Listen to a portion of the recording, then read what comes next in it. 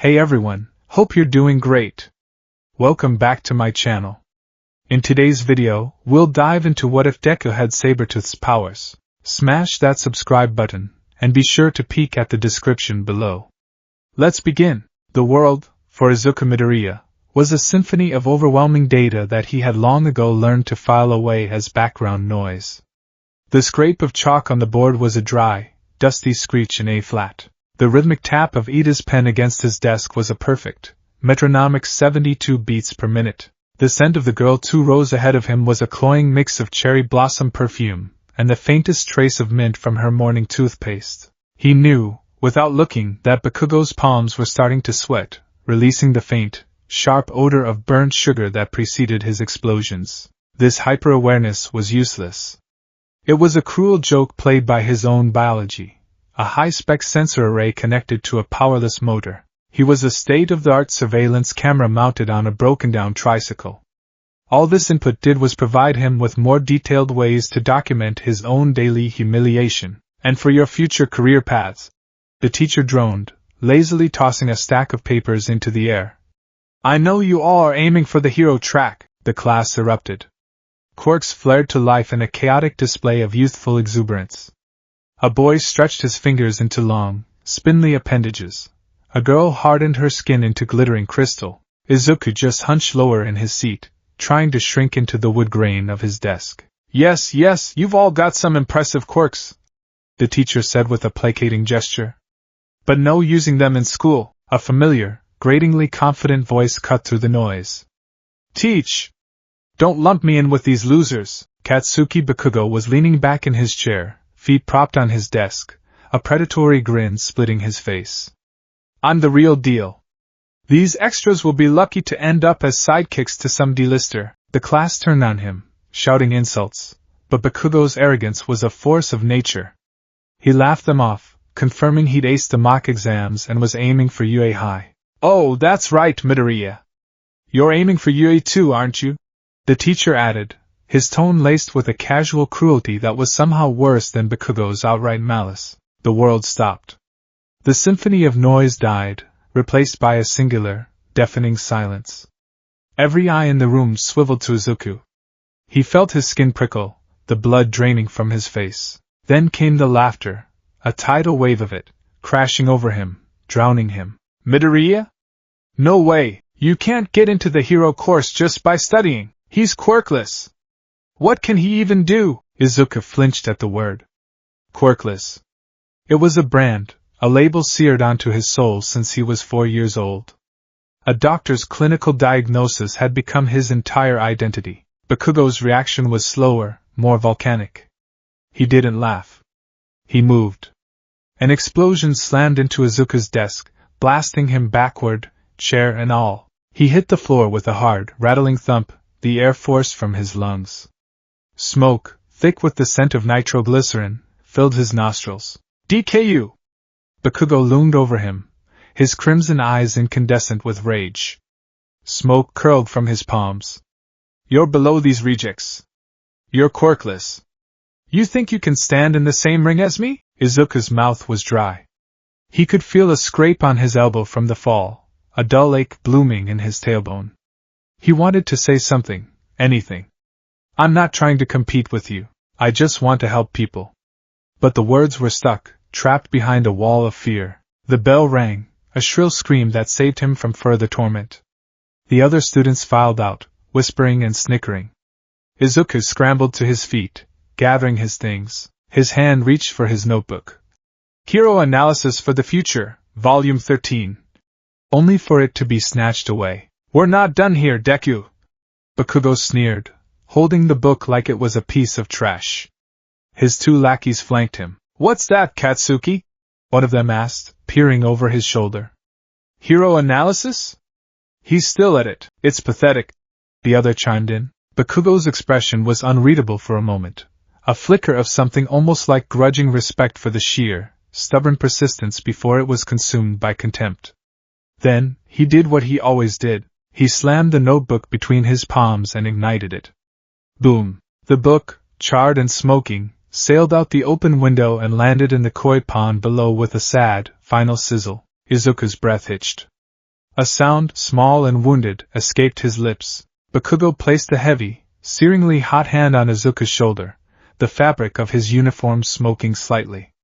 You know, if you really want to be a hero that badly, there's a quick way to do it. Take a swan dive off the roof and pray you'll be born with a quirk in your next life. The words hung in the air, thick and poisonous.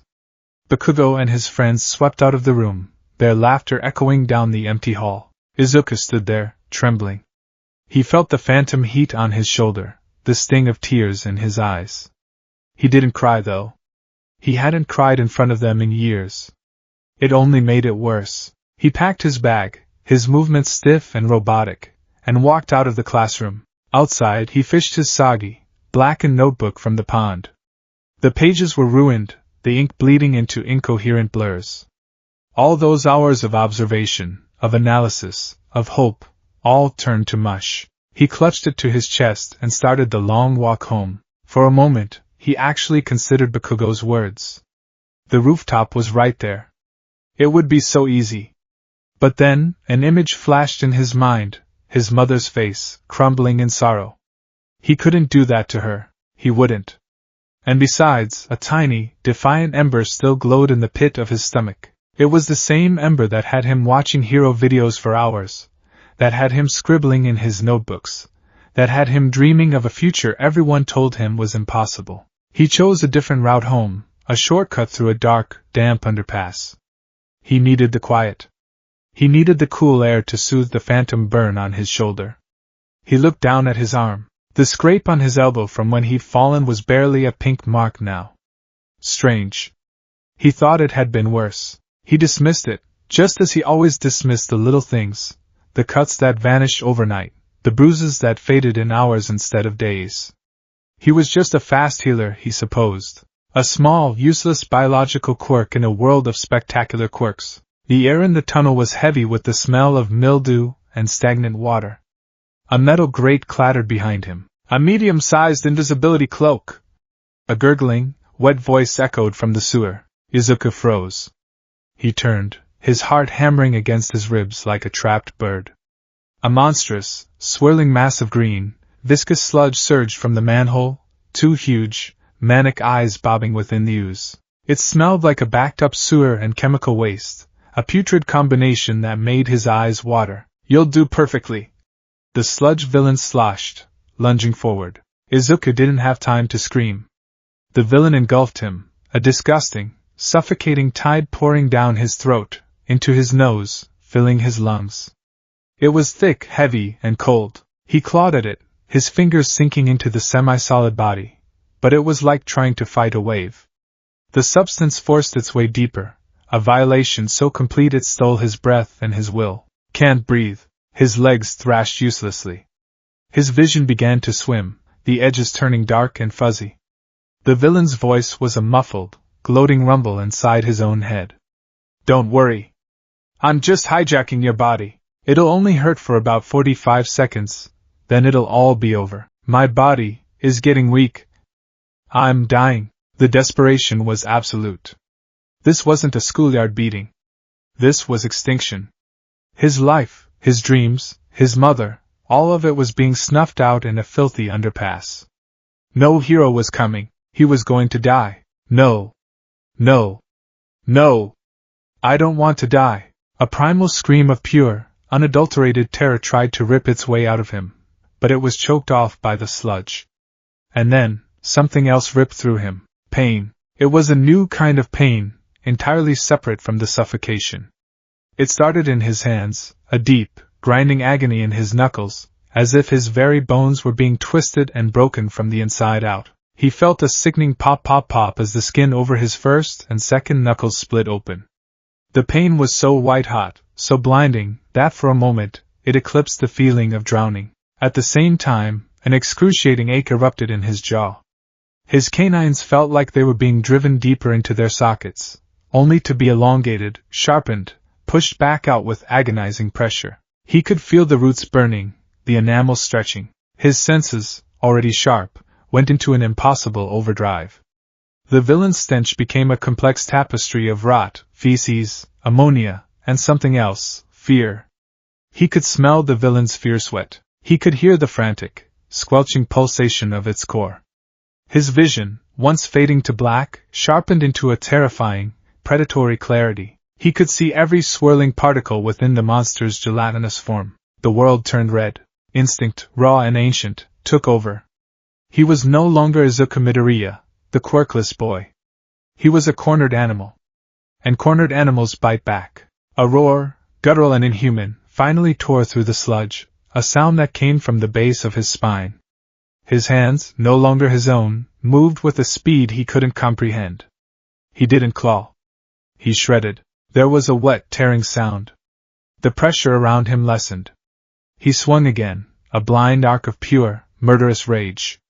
He felt resistance, then a sickening give, like tearing through thick, wet canvas. The villain shrieked, a high-pitched gurgle of agony and surprise. Izuku fell to his knees on the concrete, the sludge sliding off him in thick, reeking clumps.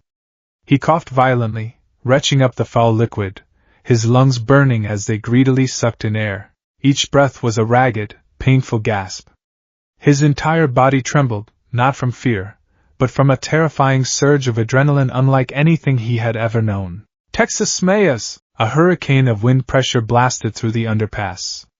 The sound was deafening. Izuku squeezed his eyes shut as the remaining sludge was violently ripped from the walls and ceiling, scattered into harmless, dripping particles. Silence returned, broken only by his own harsh breathing. Have no fear, for I am here! Izuku's head snapped up. There, at the entrance to the underpass, silhouetted against the bright afternoon sun, was him. The #1 hero. The symbol of peace. All Might. But the triumphant smile on All Might's face faltered as he took in the scene. He had expected to find a captured citizen and a cowering villain. Instead, he saw something else. The sludge villain was not just defeated, it was mutilated.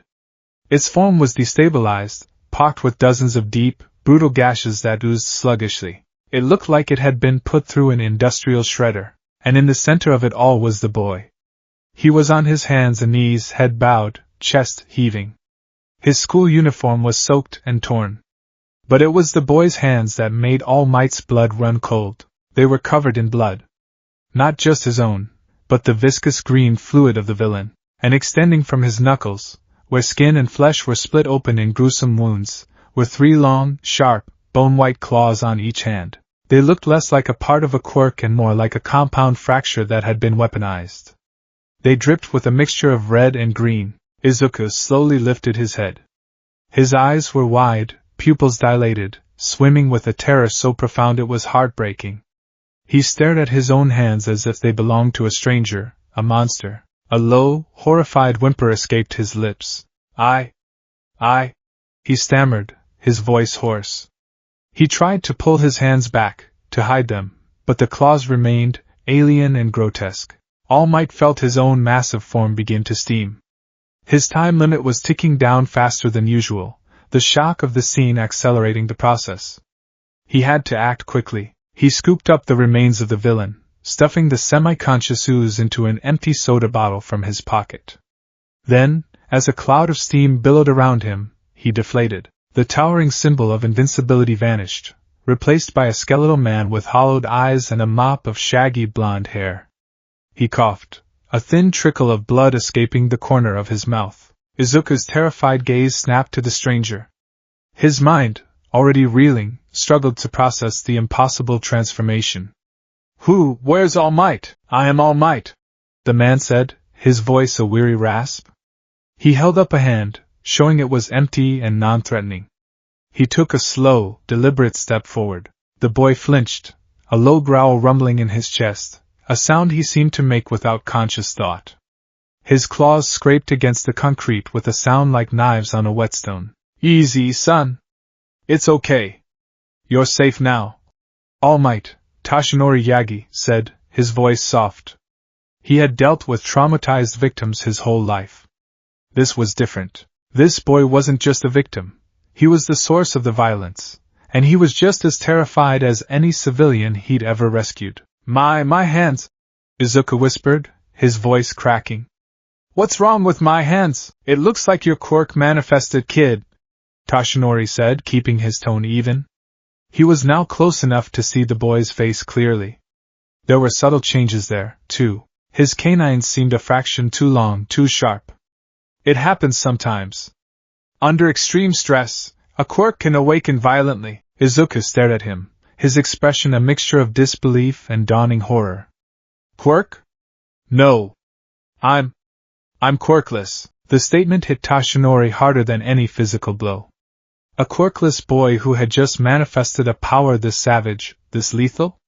The psychological whiplash must be immense. Not anymore, it seems, Toshinori said gently. He knelt down, careful not to make any sudden moves. He was keenly aware that he was injured and powerless, facing a child with bone claws who had just ripped a villain to shreds without even thinking about it. Can you retract them? The claws? Izuku looked back at his hands, his brow furrowed in concentration.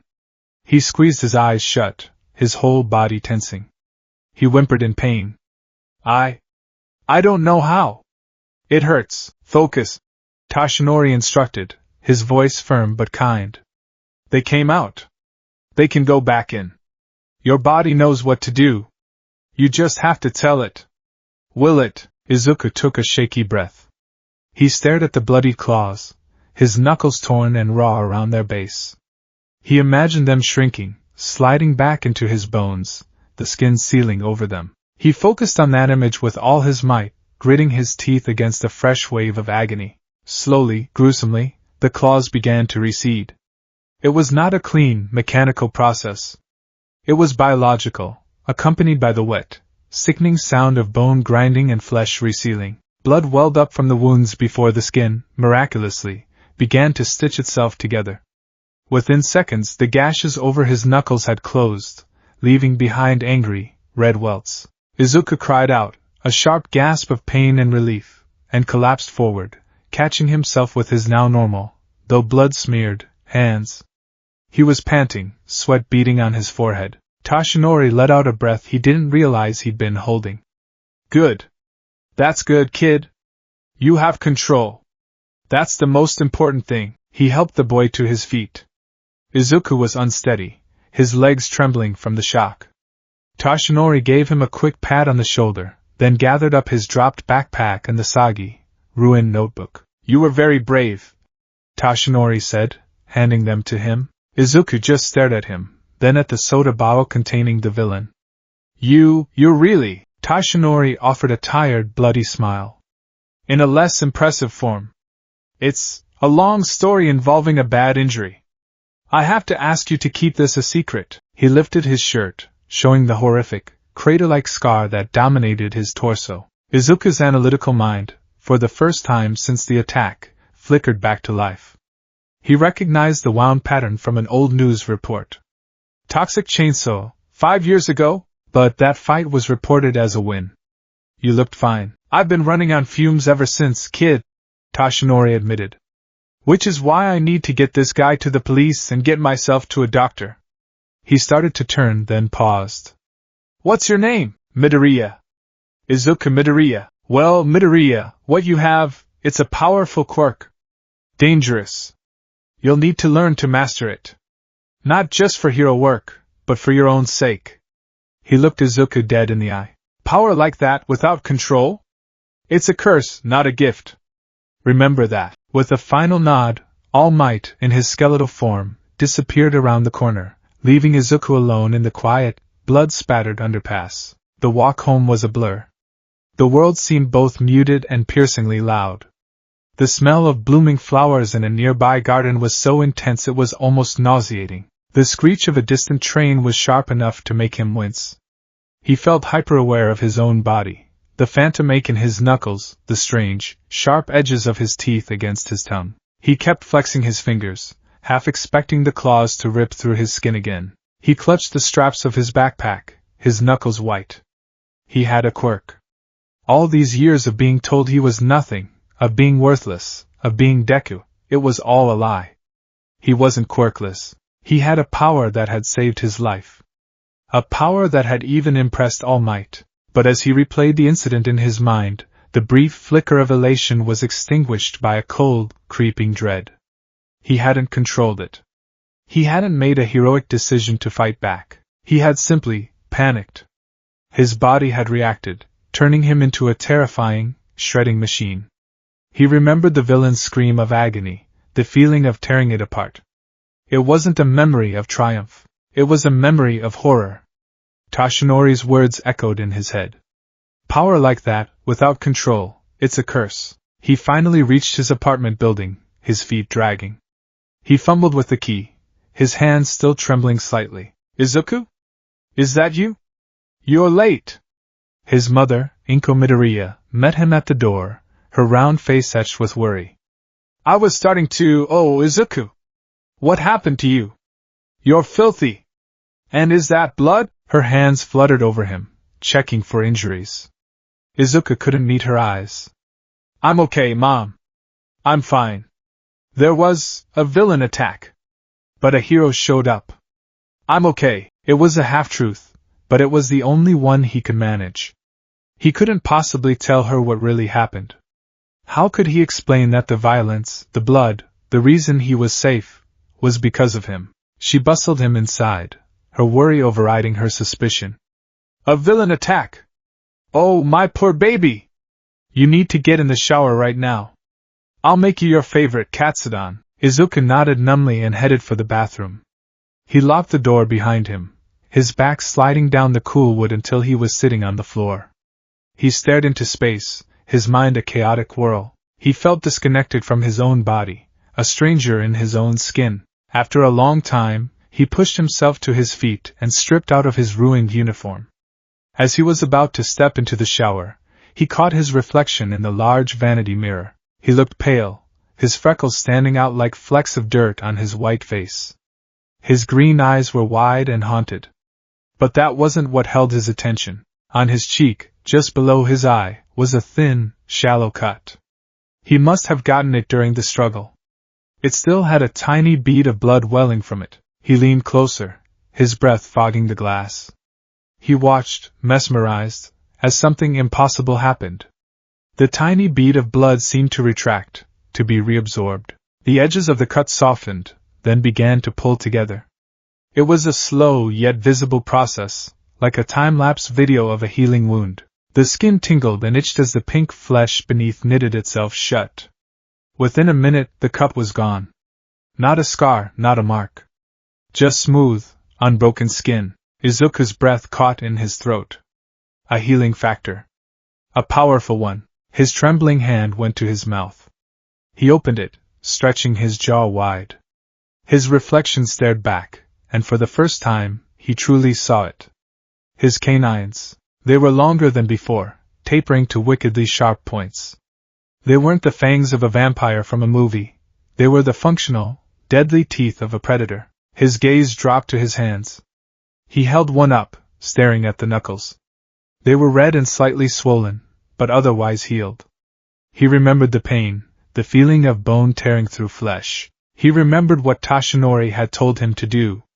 Will it? He closed his eyes, took a deep, shuddering breath, and focused. He pushed. Not with his muscles, but with his mind. He felt that same deep, grinding pain begin to build, a terrifying echo of before. He opened his eyes, snicked. The sound was soft, organic. The tip of a single, bone-white claw, lethally sharp, had pierced the skin of his right index knuckle. It gleamed under the bathroom light, a pristine, horrifying white against the red of his skin. He stared at it, his heart pounding a frantic, terrified rhythm against his ribs. He had a quirk. It wasn't a cool quirk, like Bakugo's explosions. It wasn't a heroic quirk, like All Might's super strength. It was a quirk that let him heal from any wound. A quirk that gave him the claws and fangs of a wild animal. A quirk that, when he was scared for his life, had turned him into a monster that had torn a living creature to pieces. A fresh wave of nausea rolled over him. He stumbled to the toilet and was violently sick. When he was done, he was left shaking, kneeling on the cold tile floor. He looked at his reflection one last time, at the boy with the predator's eyes and the hidden weapons in his bones. He had everything he had ever wanted. He had a quirk, and he had never been more terrified in his entire life. Sleep offered no escape.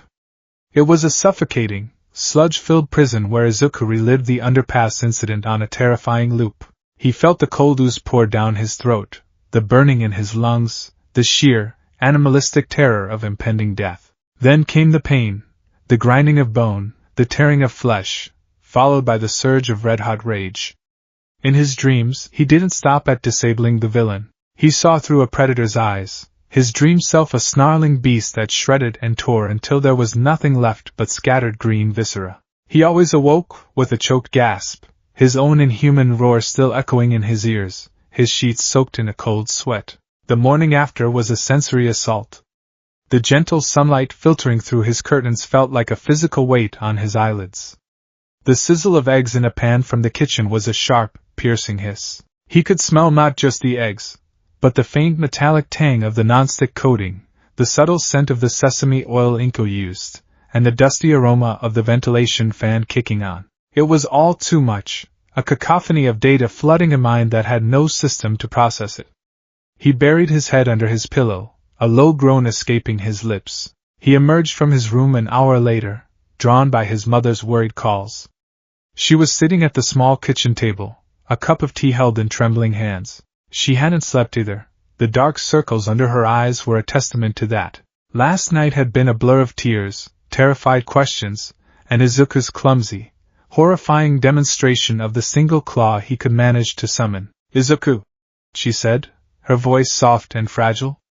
"I made an appointment." He sat down opposite her, his hands tucked under the table. "An appointment? With a quirk specialist," she clarified, her gaze fixed on her teacup. "Dr. Kenji Tsubasa. He's one of the best. He works with unusual manifestations, late bloomers, volatile quirks." She finally looked at him, her eyes swimming with a mixture of fear and a desperate, fragile hope. "We need to know what this is, Izuku. We need to understand it." Izuku just nodded, his throat too tight to speak. Understand it? He wasn't sure he wanted to. Understanding felt like acceptance, and he was not ready to accept the monster that slept beneath his skin. Dr. Tsubasa's clinic was a sleek, modern building that felt more like a research facility than a doctor's office.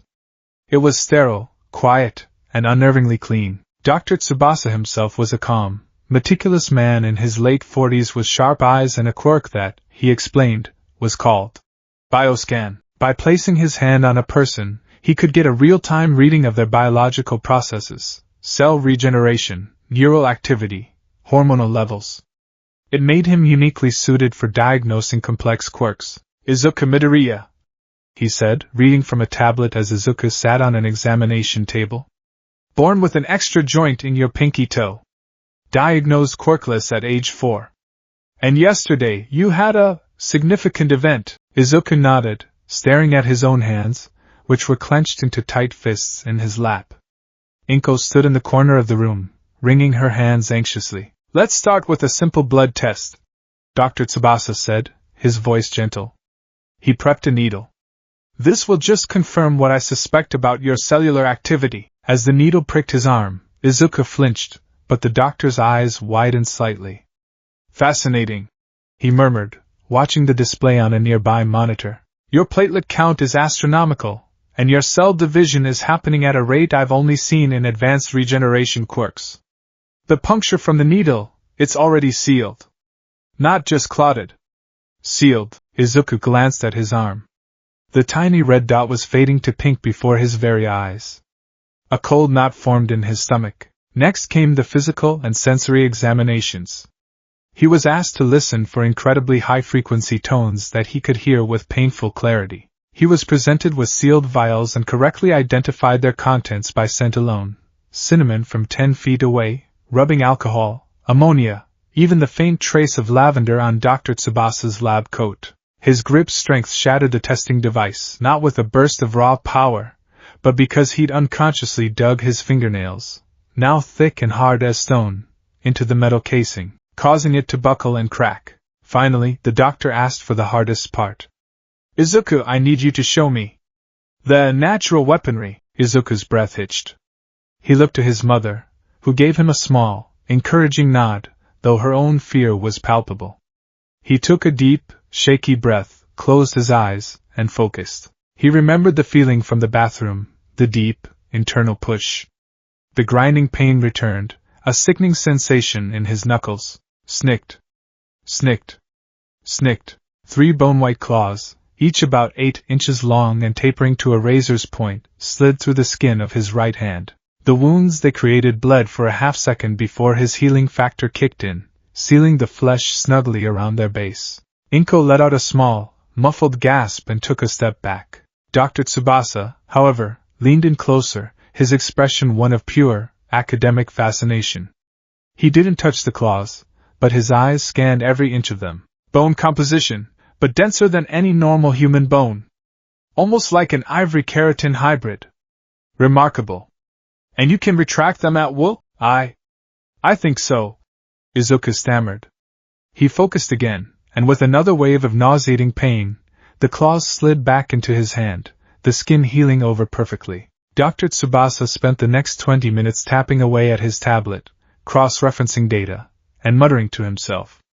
Finally, he turned to face them, his expression serious. Well, Mrs. Midoriya Izuku, he began, setting the tablet aside. It's clear your son is not quirkless.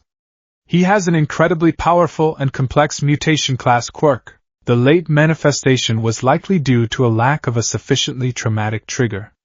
His body had the potential, but the software, so to speak, hadn't been activated. He took a breath. I've cross-referenced his abilities with the quirk registry and similar mutation types. Based on its characteristics, I've given it a classification name.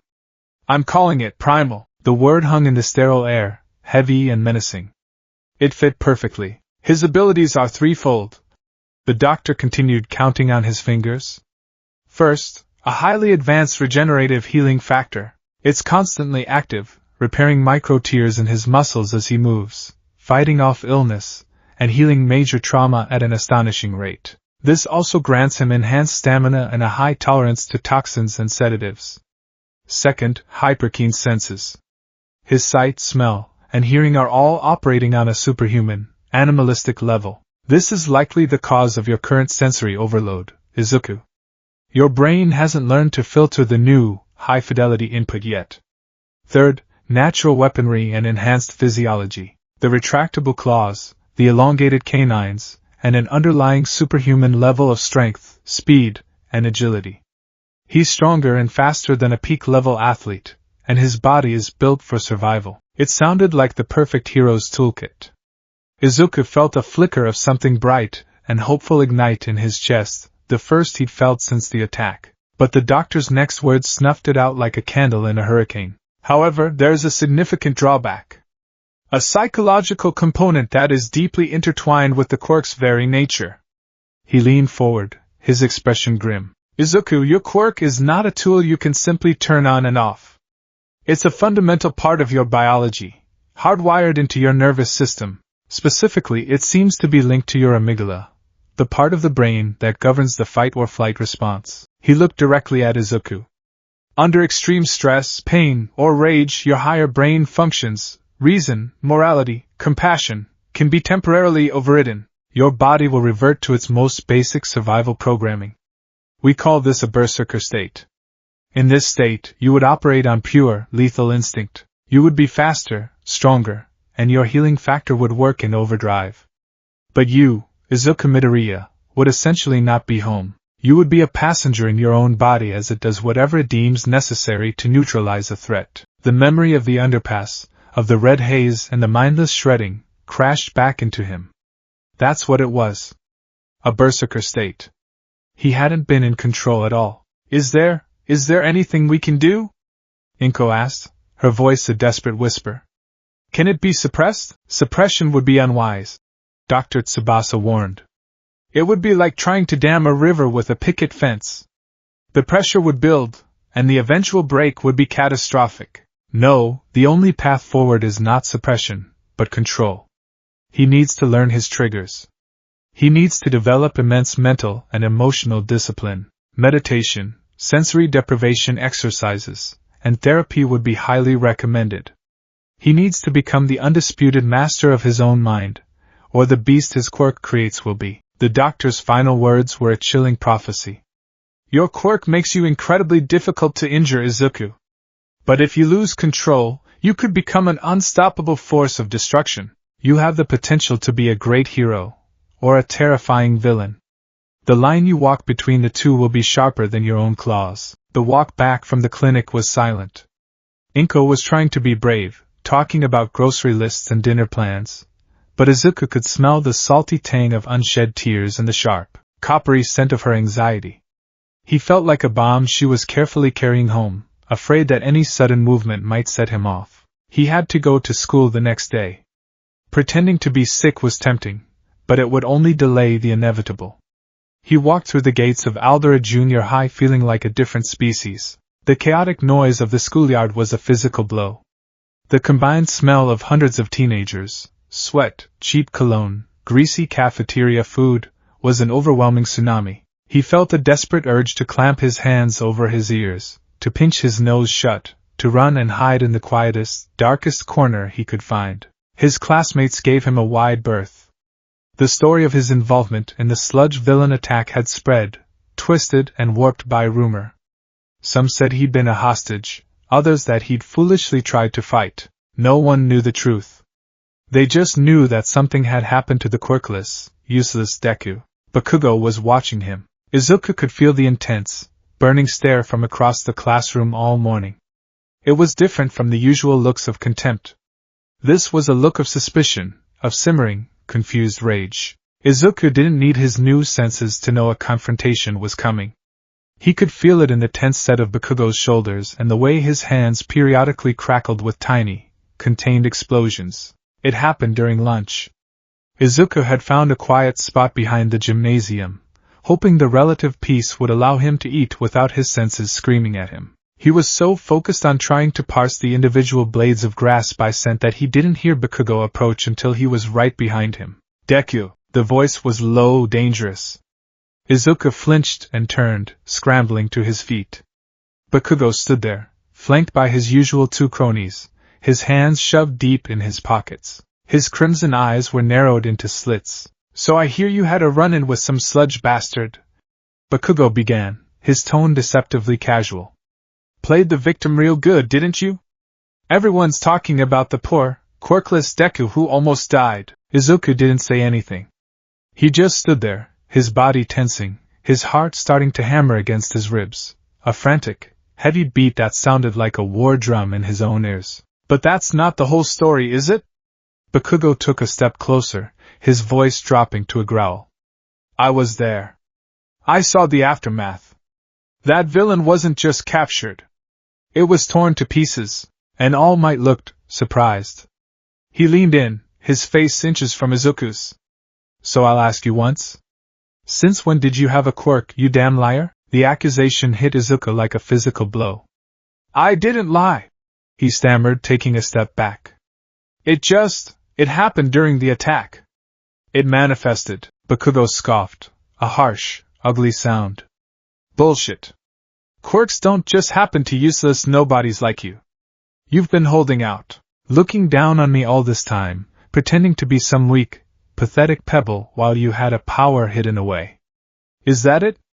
Was it fun making me look like a fool?" "No, Kaken, it's not like that at all," Izuku pleaded, his voice rising with panic.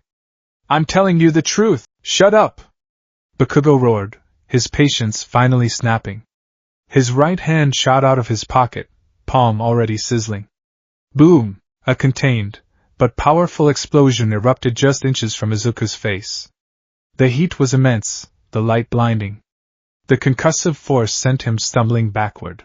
In the past, this would have been enough to terrify him into submission. Now, everything was different. His senses, triggered by the sudden, violent threat, went into overdrive. The world didn't slow down, it expanded. He could smell the ozone and nitroglycerin from the blast, a scent so sharp it was almost a taste. He could hear the crackle of static electricity in the air, the frantic, terrified flutter of a pigeon's wings on the roof 3 stories up, the racing, adrenaline-fueled thud of Bakugo's own heart. He could see the minute twitch in Bakugo's bicep as he readied another blast, the slight widening of his pupils, the tightening of his jaw. He wasn't just seeing a bully anymore. He was seeing a biological threat display.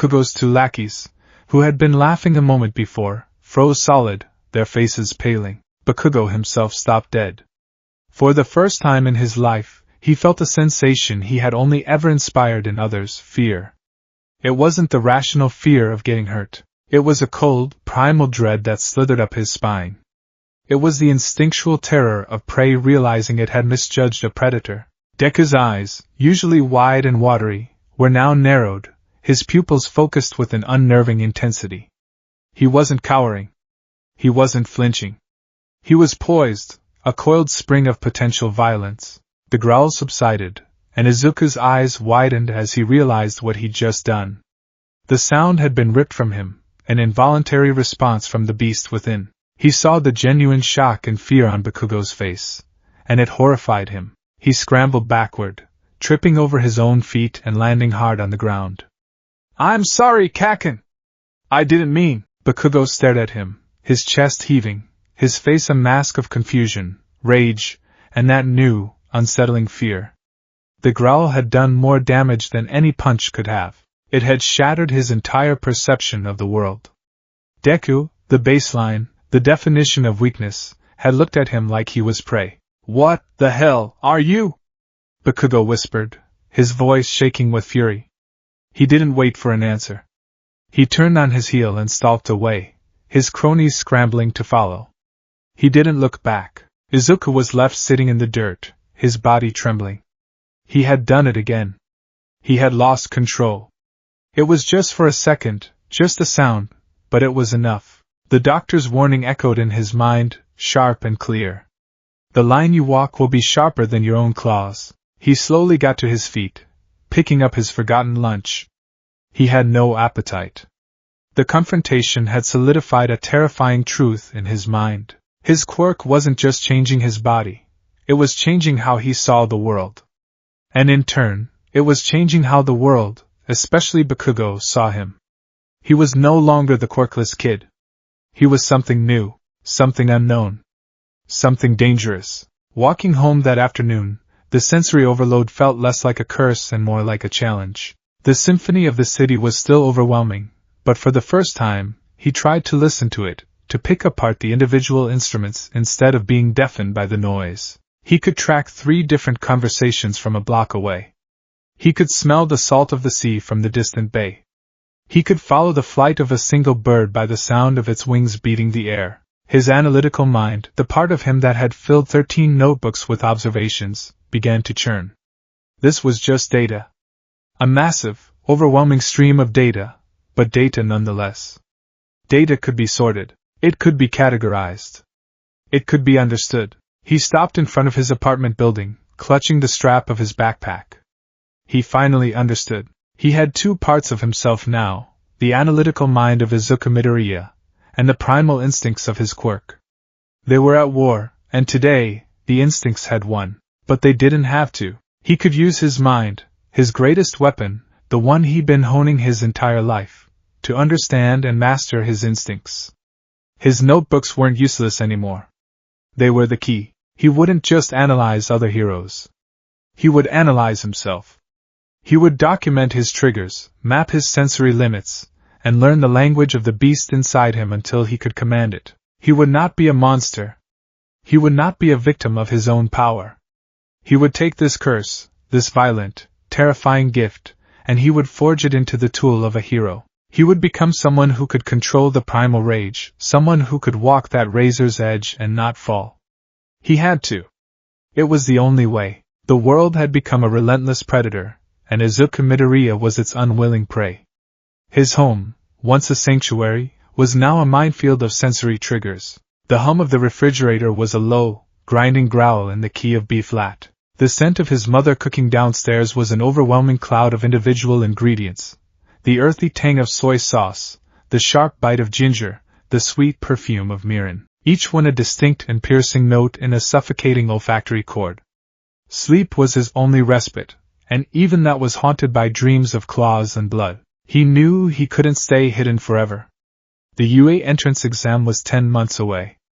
Before that had seemed like an impossible deadline to achieve a miracle. Now, it felt like a terrifyingly short amount of time to tame a monster. Dr. Tsubasa's words, and the memory of Bakugo's fear-widened eyes, had become the twin drivers of his new, desperate purpose. Control. He needed control. His old training plan, scribbled in a fresh notebook, was useless. Push-ups and jogging were a fine start, but they did nothing to address the hurricane raging behind his eyes and ears. His quirk, his primal self, didn't care how many reps he could do. It cared about threats, about survival. To master it, he had to go to its own church. He had to go to the wild. The closest thing the city had to a wilderness was Dagoba Municipal Beach Park. It was a place the world had forgotten, a testament to years of illegal dumping and oceanic neglect. Mountains of rusted appliances, tangled fishing nets, and discarded plastics choked the shoreline, creating a desolate, man-made wasteland. It was perfect. The isolation dampened the city's sensory cacophony, and the constant, rhythmic crash of waves against the shore provided a kind of white noise, a steady bassline against which he could learn to pick out the other, subtler sounds. His new training regimen was born of instinct and his own frantic, analytical mind. It was a clumsy, often painful process of trial and error. The physical side was straightforward, if unrefined. His newfound strength was immense but chaotic. He tried to lift a rusted, doorless refrigerator and found he could do it, but his grip was wrong. He wasn't accustomed to his own power.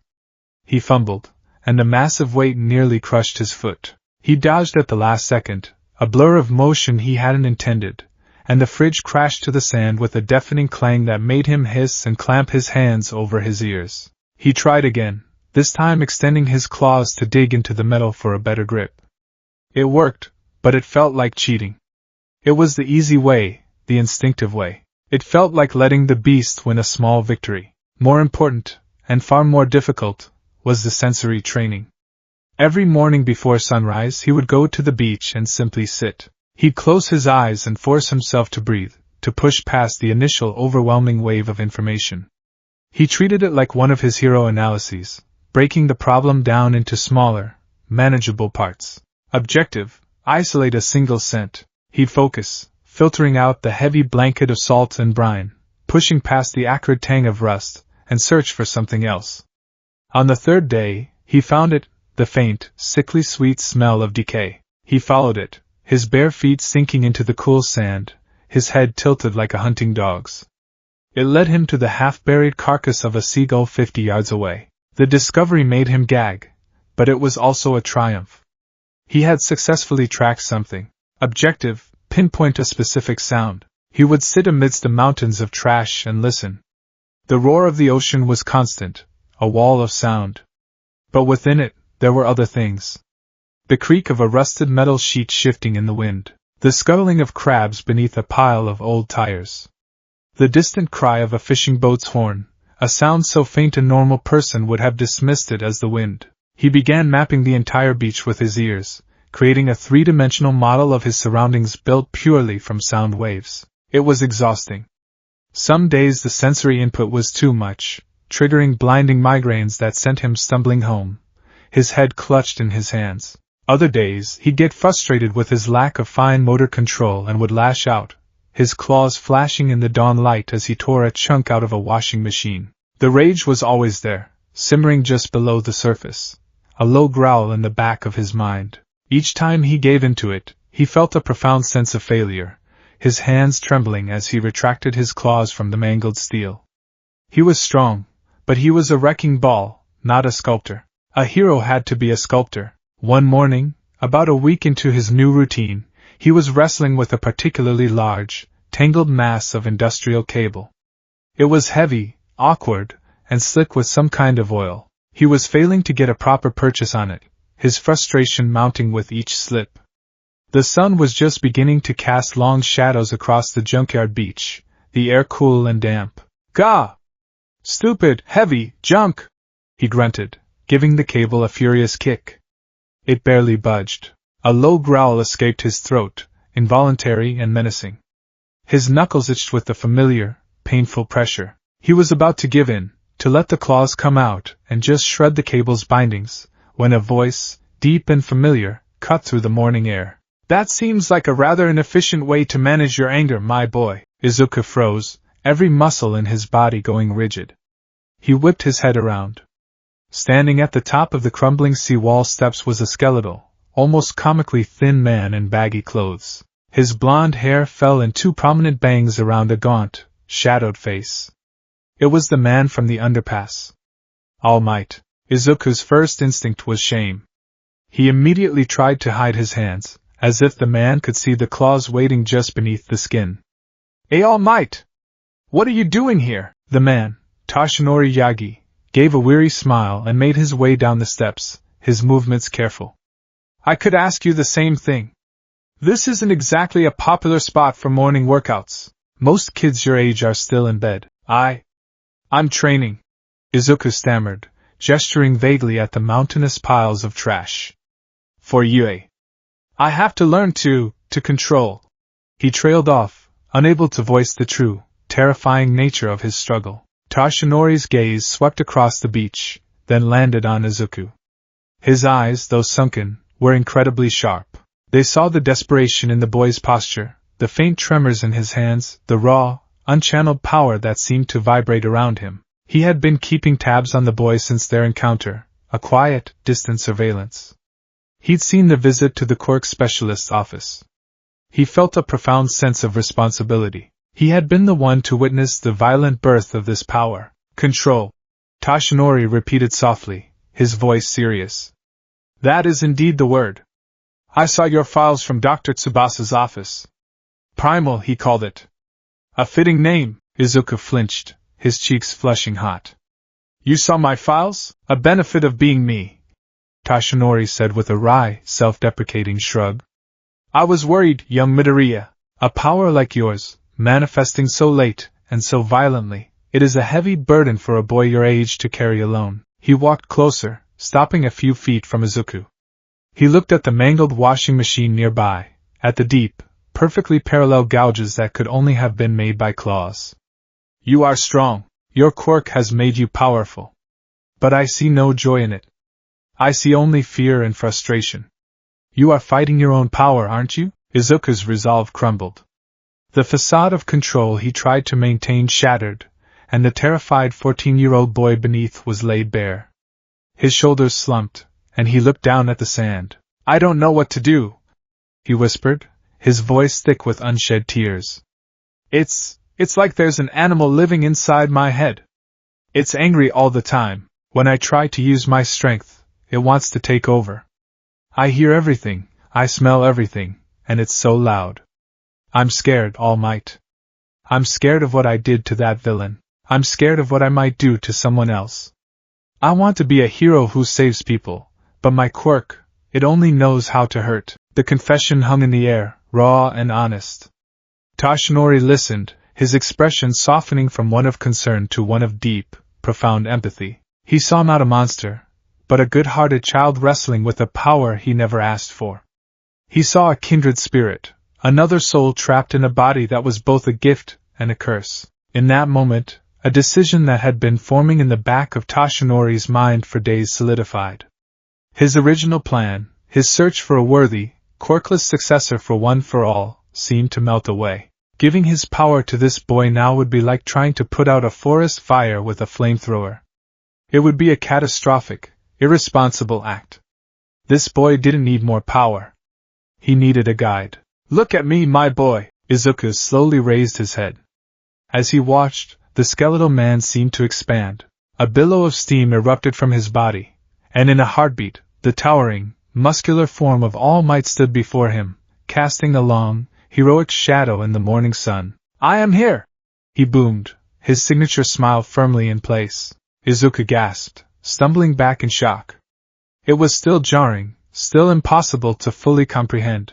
Then, just as quickly, another, larger cloud of steam enveloped the hero. He shrank back down into the thin form of Toshinori Yagi, a grimace on his face as he coughed, a familiar trickle of blood dabbing his chin. As you can see, Toshinori rasped, wiping his mouth with the back of his hand. We all have battles we fight within our own bodies. He lifted his shirt, revealing the horrific, swirling scar that was a permanent reminder of his own limitations. My power is a raging fire, but I have only a few embers left to burn. Your power is a ferocious beast that you are struggling to leash. We are both men of immense power, and yet we are both profoundly fragile. He met Izuku's wide, questioning gaze. I have been searching for a successor. Someone to inherit my quirk, one for all. I had considered you, even before I knew of your own hidden potential. Your heart, your heroic spirit, is undeniable. Izuku's own heart seemed to stop. All Might's power? Inherit it? It was a dream so wild, so impossible, he never even allowed himself to properly form it in his mind. But I cannot give you my power, young Midoriya, Toshinori said, his voice firm, dashing the nascent dream before it could take root. It would be the cruelest thing I could do. Your body is already struggling to contain one primal force. Adding another, a stockpiled power of unimaginable magnitude, would tear you apart from the inside out. It would destroy you. The disappointment was a sharp, physical pang, but it was quickly replaced by a sense of profound relief. He didn't want more power. The power he had was already too much. So I cannot make you my successor, Toshinori continued, a new, determined light in his eyes. But I can offer you something more valuable. Something I believe you need far more. I can teach you. I can train you. I can show you how to forge the mental and spiritual fortitude required to command a power like yours. I cannot give you my quirk, but I can give you my knowledge, my experience, myself. I can be your mentor. The word echoed in the vast, empty space of the beach. Mentor. It was more than he had ever dared to hope for. It was a lifeline. It was salvation. Tears finally welled in Izuku's eyes, hot and unrestrained. They weren't tears of sadness or fear, but of overwhelming, gut-wrenching gratitude. He bowed his head, sobs shaking his small frame. Yes, he choked out. Please, All Might, Toshinori, placed a firm hand on his shoulder. It wasn't the crushing grip of the symbol of peace, but the steady, reassuring touch of a teacher. Good, he said, a genuine, rare smile gracing his thin face. Then your training begins now. And it starts with this. He gestured with his free hand to the entire, trash-choked expanse of the beach. Izuku looked up, confused. The beach? This beach, Toshinori declared, his voice taking on a new strength. For generations, heroes have become great because they go beyond. They perform acts of service that have nothing to do with fighting villains. This place is a scar on the landscape, a disgrace. You will restore it. You will clean this entire section of the beach before the UA exam in 10 months. Izuku stared at the seemingly impossible task. The mountains of junk, the tons of rusted metal and soggy trash. It was a Herculean labor. All of this? But why? Why? Toshinori's grip on his shoulder tightened. Because this monumental task cannot be completed with brute force alone. You could spend all day tearing this trash apart with your claws, giving in to your rage, and you would only exhaust yourself and make a bigger mess. To do this, you will need more than strength. You will need technique. Strategy. You will need to learn to use your mind to move things your body cannot. You will need patience. Perseverance. Discipline. He looked from the junkyard to Izuku, his gaze piercing. This beach is a physical manifestation of your inner struggle, my boy. It is a chaotic, dangerous mess. By bringing order to this place, By methodically and patiently cleaning it, you will be performing a grand act of meditation. You will be training your will. Every piece of trash you move with careful technique instead of blind rage, every hour you spend working past the point of exhaustion, you will be forging a will of iron, a will strong enough to be the master of the beast inside you. Izuku looked at the beach again, and for the first time, he didn't see an impossible mountain of junk. He saw a path.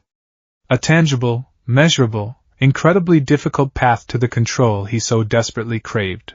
I will create a comprehensive training plan for you, Tashinori continued. The aim to pass, American Dream Plan.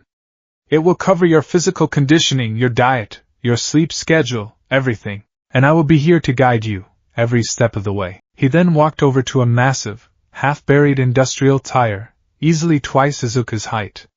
Let's begin with a simple diagnostic. Move this. Izuku stared at the tire. It had to weigh several hundred pounds, at least.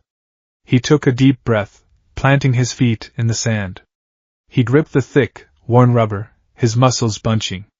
He pulled. The tire didn't move. He pulled harder, a frustrated grunt tearing from his throat. His knuckles began to ache. The low growl started to build in his chest. The beast was offering its help, offering the claws, the rage, the easy way. Stop! Tashinori's voice commanded, sharp and immediate.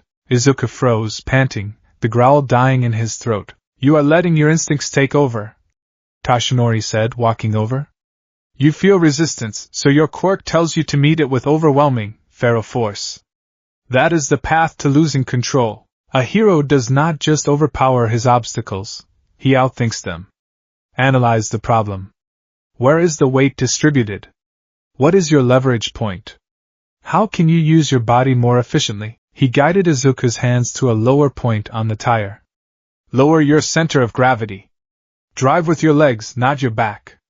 Use your strength, but guide it with your mind. Izuku took another breath, this one slower, more deliberate. He pushed the instinct down, forcing himself to think, to analyze. He adjusted his grip, bent his knees, and focused on the physics of the problem. He pushed, slowly, with an agonizing groan of protesting rubber, the tire began to move. It shifted, lifting from the deep groove it had carved in the sand. It wasn't a feat of explosive power, but of controlled, sustained effort. He managed to roll it a few feet before collapsing, his muscles screaming and his lungs burning, but his mind was clear. The beast had been silent. Tashinori watched him, a look of pride on his face. He walked over and stood between Izuku and the rising sun. Listen to me, my boy, he said, his voice imbued with the weight of a lifetime of heroism. A hero's strength is not in his fist or in his claws. It is in his will. Your will must be the master of your power, not the other way around. Every time you choose technique over rage, patience over instinct, you are strengthening that will. That is our goal. That is the true training. Izuku looked up at his mentor, at the silhouette of the greatest hero the world had ever known, who was now dedicating himself to the quiet, thankless task of saving one lost boy from himself. He then looked at the tire, a small victory in a vast war.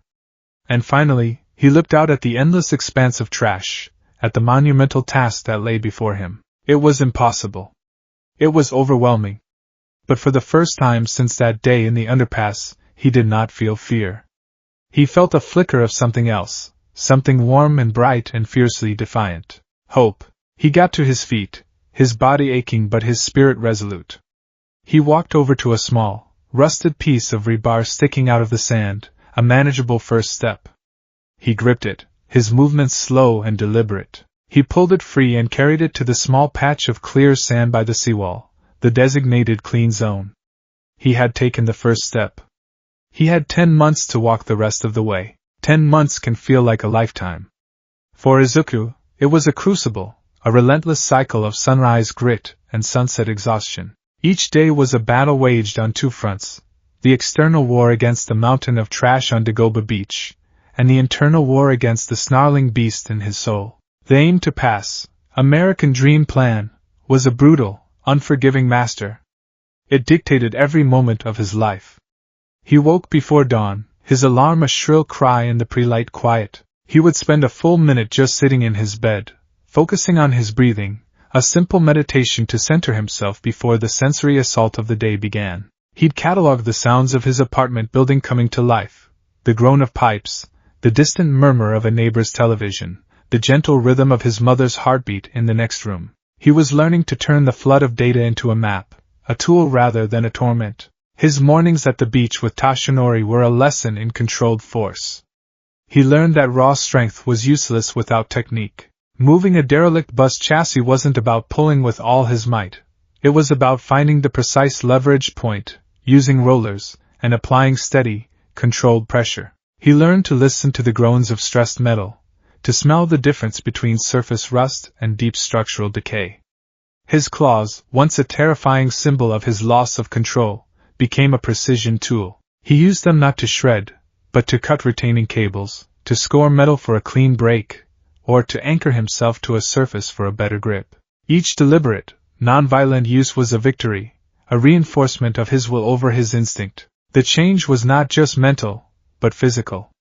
The constant, grueling labor stripped away his soft, boyish frame and replaced it with dense, ropey muscle. His once slouched posture straightened, his movements becoming fluid and assured.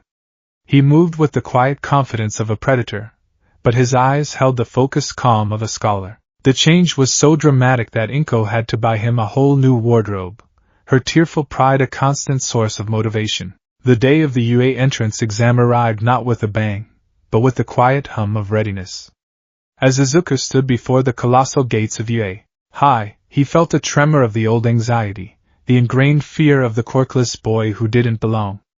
But it was a faint echo, quickly silenced by the quiet confidence he had forged in rust and sand. He could smell the nervous sweat of 1,000 aspiring heroes, hear the frantic thumping of their hearts. It was a symphony of hope and fear, and for the first time, it didn't overwhelm him. It grounded him. A familiar, angry voice cut through the air. "Get out of my way, Deku!" Izuku turned to see Bakugo shouldering his way through the crowd. The 10 months had changed him, too. He was taller, broader, and the simmering rage in his eyes had condensed into a hard, sharp glare. He still looked at Izuku with a mixture of contempt and that same, unsettling confusion from their last encounter. "Kaken," Izuku said, his voice even. "Good luck," Bakugo scoffed, but didn't retort with his usual venom. He just pushed past, a silent storm of aggression.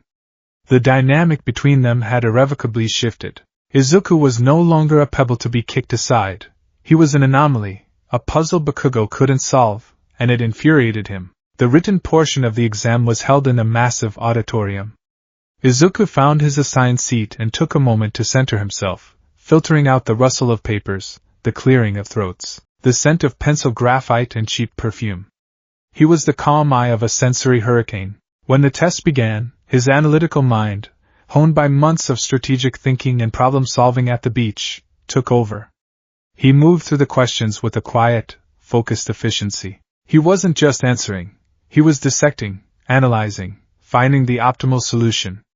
He finished with time to spare, a feat that would have been unthinkable a year ago. After the written exam, they were herded into a different, even larger orientation hall. The pro-hero present mic was on stage, a whirlwind of leather and sound, explaining the practical exam. "Are you Ryawadi?" he screamed, the volume making Izuku's sensitive ears ache. He subtly pressed his fingers against his ears, dampening the sound without being obvious. Present Mike explained the rules, a 10-minute mock battle in a massive, sprawling cityscape replica. Examinees would face 3 types of robotic villains, worth 1, 2, and 3 points respectively. Their goal was to rack up as many points as possible by disabling the robots. A tall, blue-haired boy with glasses shot to his feet, his hand chopping the air with rigid precision. It was the same boy who had chastised him for muttering earlier. "Sir, on the handout, there are 4 types of villains listed. If this is a misprint, it is a disgrace to Japan's top hero school." "An excellent observation, examinee 7111. Present Mike boomed. "The 4th type is the zero-pointer. It's more of an obstacle, a gimmick to be avoided. It's worth 0 points, so I recommend you runts just run away from it." Izuku's eyes scanned the handout. His mind was already at work, analyzing the probable designs of the robots. 1-pointers were likely small, fast, and lightly armored, designed for swarming. 2 pointers would be medium-sized, better armor, probably with mid-range projectiles. 3 pointers would be the tanks, slow, heavily armored, and powerful. The 0 pointer was the wild card, the chaos factor. His strategy would be to use his agility and senses to hunt the smaller, faster robots, avoiding direct confrontations with the heavy hitters unless necessary. It was a predator's strategy: hunt the weak, avoid the strong. They were bused to their designated battle centers. Izuku was assigned to Battle Center B. He found himself standing before another set of colossal gates, the cityscape replica looming behind them. He stretched, his muscles coiling and uncoiling smoothly. He could smell the ozone and lubricant of the robots waiting inside, the faint tang of fear sweat from the other examinees. Among them, he spotted the kind-faced, brown-haired girl he had saved from tripping earlier. She looked nervous but determined. "And start!" Present Mix's voice echoed from unseen speakers. The other students hesitated, confused by the lack of a countdown. Izuku did not. He had spent 10 months training his body to react, his mind to analyze. He broke into a low, ground-eating sprint, his feet barely seeming to touch the pavement. He ran on a half-crouch, his body coiled like a spring, a technique Tashinori had taught him to maximize speed and stability. "What are you waiting for?" Present Mix's voice boomed again. "There are no countdowns in a real fight. Go, go, go!" The rest of the crowd surged forward, but Izuku was already half a block ahead, a green blur disappearing into the concrete canyons. The moment he rounded the first corner, his senses screamed a warning. He smelled hot metal and electricity to his left. He heard the whirring of servos and the clank of metal feet above him. He didn't even have to look. He leaped, pushing off the wall of a building and twisting in midair. A trio of one-pointers, spider-like robots with glowing red eyes, scuttled out of an alleyway, their machine guns already firing. The bullets stitched the air where he had been a split second before. He landed silently behind them. Before they could reacquire him as a target, he moved. Snicked. The sound was almost silent, a wet, organic noise lost in the urban acoustics. 3 8-inch claws slid from the knuckles of his right hand. He didn't roar. He didn't waste energy on a display. He was a hunter. He lunged, a whirlwind of controlled violence. His first strike was not a wild slash, but a precise, surgical cut aimed at the hydraulic lines in the robot's leg, severing it at the joint. The machine collapsed, sparking. His second strike was a powerful stab, his claws punching through the thin armor of the robot's central processing unit. The red eye flickered and died. The third robot turned to face him, but Izuku was already on it, climbing its chassis with animal grace. He jammed his claws into the seam where its head met its body and tore, decapitating the machine in a shower of sparks and wires. 3 robots. Less than 5 seconds. 3 points. He retracted his claws, the skin on his knuckles healing almost instantly. He took a deep breath, the scent of ozone and burning circuits filling his nostrils, and listened. The city was alive with the sounds of combat. Explosions, screams, the crash of metal. He filtered it all out, focusing, hunting. He heard the heavy, rhythmic thump-thump-thump of a larger robot 2 blocks east. A 3-pointer. He also heard the high-pitched whirring of at least 5 one-pointers in the opposite direction. Analyze. The 3-pointer is a high-value target, but it will be slow and heavily armored. It will take time to disable, time I could use to rack up more points on the weaker targets. Efficiency is key. He sprinted west, his movements economical and silent. He found the pack of one-pointers swarming a student with a gigantification quirk who was too slow to hit them. Izuku became a phantom. He darted between them, his claws a silver blur. A stab here, a slash there. He targeted weak points he identified with a glance: exposed wiring, optical sensors, joint servos. He was a surgeon with scalpels made of bone. In less than a minute, all 5 robots were twitching scrap heaps, and the gigantified student was staring in stunned awe. "Thanks," the boy stammered. Izuku just gave a curt nod and was gone, already hunting for his next target. The other examinees fought with flash and spectacle. A boy with a laser navel blasted robots from a distance. A spiky-haired kid hardened his body and charged through them. Bakugo was a force of nature, his explosions echoing throughout the city as he propelled himself through the air, leaving a trail of fiery destruction in his wake. Izuku's style was different. It was brutally efficient, unnervingly quiet, and utterly terrifying to behold. He didn't fight the robots, he dismantled them. He used the environment to his advantage, climbing walls to ambush them from above, using his superhuman senses to predict their movements before they even made them. He was a ghost, a predator stalking mechanical prey.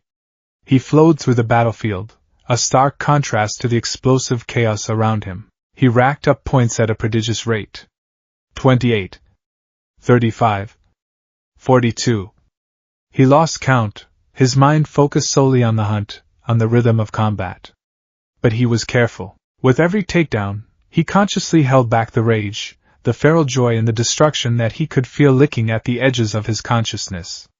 He was in control. He was using the beast, not the other way around. This wasn't a berserker rage. This was a controlled hunt. Suddenly, the ground began to shake. A deep, grinding rumble vibrated through the soles of his shoes, growing louder with each passing second. A shadow fell over the street, vast and absolute. From behind a skyscraper, it emerged. The zero-pointer. It was a monstrosity of metal and engineering, a green behemoth that towered over the tallest buildings in the cityscape. Its arms were as thick as buses, its single red eye the size of a car. It moved with a slow, ponderous gait, each step a miniature earthquake that cracked the pavement. "That thing is insane!" a student yelled. "Run! It's not worth any points!" another screamed. A tide of panicked students turned and fled, a wave of humanity retreating from the mechanical god. Izuku's first instinct, the primal, survivalist part of his quirk, screamed at him to join them. Threat. Apex predator. Flee. Survive. His heart hammered against his ribs, a frantic drumbeat of terror. This was a trigger, a massive one. The beast wanted out, but then he heard it. A small, pained cry, nearly lost beneath the grinding roar of the giant robot. He turned, his enhanced vision cutting through the dust and chaos. It was her. The brown-haired girl from the entrance. Ochako Uraraka. She was trapped, her leg pinned beneath a huge slab of concrete dislodged by the zero-pointer's advance. She was trying desperately to push it off, but it was too heavy. She looked up at the approaching robot, her face a mask of pure terror. In that instant, the screaming instinct in Izuku's head went silent. It was replaced by a different voice, a calmer, deeper one. It was the voice of Tashinori, echoing from a memory on a trash-strewn beach. A hero's first instinct is to save others. It was the voice of his own mother, crying as she watched a video of All Might saving people. "He's so cool, isn't he? Helping everyone he can." It was the voice of the small, quirkless boy who had rushed to save Bakugo from the sludge villain, a boy who moved before he could think because someone was in danger. That boy was still here. The zero-pointer raised its colossal fist, preparing to bring it down right where Uraraka was trapped. There was no time to think. No time for a plan. There was only time to act. Izuku didn't try to fight the robot. He didn't see an opponent worth 0 points. He saw a person who needed saving. He exploded into motion. His muscles, honed by 10 months of moving impossible weights, coiled and released. He didn't run on the pavement. He leaped onto the side of a building, his claws, all 10 of them, on hands and feet, erupting from his flesh without a conscious thought. They were not for fighting. They were for traction. Snicked. Snicked. Snicked. He scrambled up the side of the building on all fours, a feral, gravity-defying ascent. He was a beast unleashed, but this time, it was not fueled by rage or fear. It was fueled by a singular, heroic purpose. Save her. He reached the roof just as the robot's fist began its descent. He didn't hesitate. He took a running leap, launching himself off the edge of the building and soaring through the air, a green and black projectile aimed at the space between the fist and the girl. He hit the ground in a crouch beside her, the impact rattling his bones. The shadow of the descending fist enveloped them. "Close your eyes!" he yelled at her. He faced the slab of concrete pinning her leg. It was massive, a solid ton of reinforced rubble. He couldn't lift it. There wasn't time. He had to break it. He took a deep breath, focusing all his strength, all his will, into a single point. The beast within him roared its approval, lending him its savage power. A guttural snarl ripped from his throat as he drove his claws, not just from his hands but from his feet as well for stability, deep into the asphalt. He wasn't just Izuku anymore. He was primal. Wag! He swung both arms in a furious, horizontal arc. His claws, harder than steel, screeched against the concrete. It was like trying to cut through a mountain. The resistance was immense. He felt the muscles in his back and shoulders scream in protest, the bones in his arms groaning under the strain. For a terrifying second, he thought it wasn't enough. Then, with a deafening crack, the concrete gave way. Spiderwebbing fractures raced across its surface, originating from the impact point of his claws. He had not cut through it. He had shattered its structural integrity with a single, impossibly powerful blow. The slab broke apart into a dozen smaller, manageable pieces. With the same motion, he hooked his claws under Uraraka's arm and, with a roar that was more animal than human, he threw her. She flew through the air, tumbling end over end, away from the point of impact. He had just enough time to look up, to see the gargantuan metal fist filling his entire world. He braced for the impact, a final, defiant snarl on his lips. Crunch! The sound was a cataclysm of tortured metal and pulverized concrete. The fist slammed down, and the world, for Izuku, went black. Silence. Then a groan. Uraraka landed hard on her side, the breath knocked out of her. But she was alive. She was clear. She pushed herself up, her whole body aching, and looked back at the spot where she had been trapped. The zero-pointer's fist was buried in a crater of its own making. There was nothing else. The boy, he was gone. He had to be. No one could survive that. Tears of shock and gratitude and horror streamed down her face. Then she saw it. Movement. The giant metal fist began to tremble. Then, with a sound of grinding, screeching metal, it began to lift. Slowly, painfully, it was being pushed upward. From underneath the colossal appendage, two hands, their knuckles bleeding freely from claws that had been sheared down to jagged stumps, emerged and gripped the edge of the metal. The muscles in the arms straining beneath them were corded with an impossible effort. With a final, earth-shaking groan, the fist was shoved aside. In the crater, battered and broken, was Izuku. His school uniform was shredded, his body a canvas of deep bruises and bloody lacerations. His left arm was bent at an unnatural angle, the bone clearly shattered. His right leg was twisted beneath him, just as broken. Blood streamed from a cut on his forehead, matting his green hair, but he was alive. And as Uraraka and the other stunned examinees watched, the impossible began to happen. They could hear it, a sickening chorus of wet pops and snaps. The bone in his arm straightened itself with a loud crack. The deep cuts on his chest and arms began to stitch themselves closed, the skin knitting back together right before their eyes. He pushed himself to his knees, his broken leg snapping back into alignment with another gruesome crack. He coughed, spitting a mouthful of blood onto the broken pavement. He took a deep, ragged breath, his body steaming slightly in the cool air as his healing factor burned through energy at a fantastic rate. The zero-pointer, its programming likely confused by the unexpected resistance, reared back, its single red eye focusing on the small, regenerating figure who had just defied it. Izuku slowly got to his feet, his legs trembling not from weakness, but from sheer, unadulterated fury. The pain had been a colossal trigger, the near-death experience, the breaking of bones, it had thrown open the cage door. The beast was out. His vision was tinged with red. His hearing was a low, thrumming roar. His canines felt long and sharp in his mouth. He looked up at the giant robot, and he didn't see an obstacle. He saw a threat. He saw a challenge.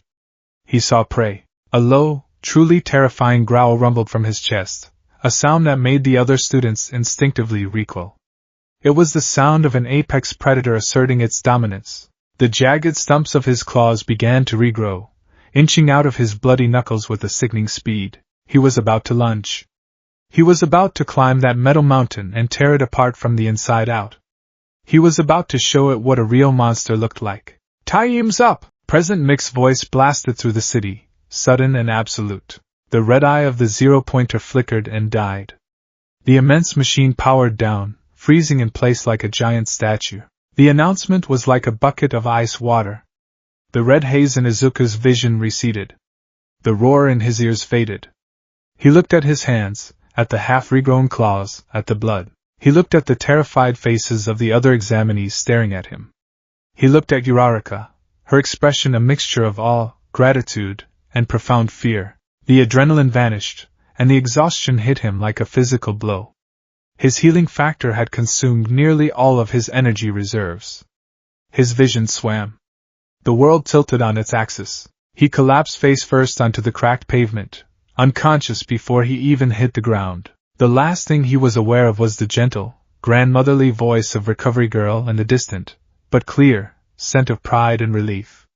The scent of All Might. In a darkened monitoring room deep within UA, a group of pro-heroes watched the screens in stunned silence. The footage of Izuku's final, desperate act played on a loop. "Did you see that? He shattered that concrete with a single blow," one hero exclaimed. "Forget that, did you see the regeneration? Broken bones healing in seconds. That's a high-tier quirk if I've ever seen one," said another. Aizawa Shota, the stoic, tired-looking hero known as Eraserhead, leaned forward, his eyes narrowed. "His power is reckless. Uncontrolled. He caused immense property damage and nearly got himself killed. He's a liability." "I disagree," a small, cheerful voice interjected.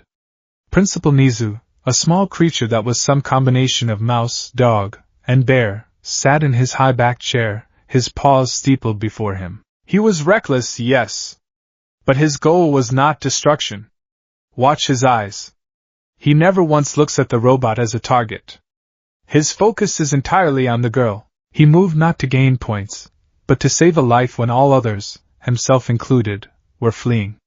He sacrificed himself for a stranger without a moment's hesitation." Nizu turned to a screen displaying the final point totals. "He has 60 villain points. An incredible score, putting him at the top of the combat rankings," he stated. "But heroism isn't just about defeating villains." He pressed a button, and another column of numbers appeared next to the first.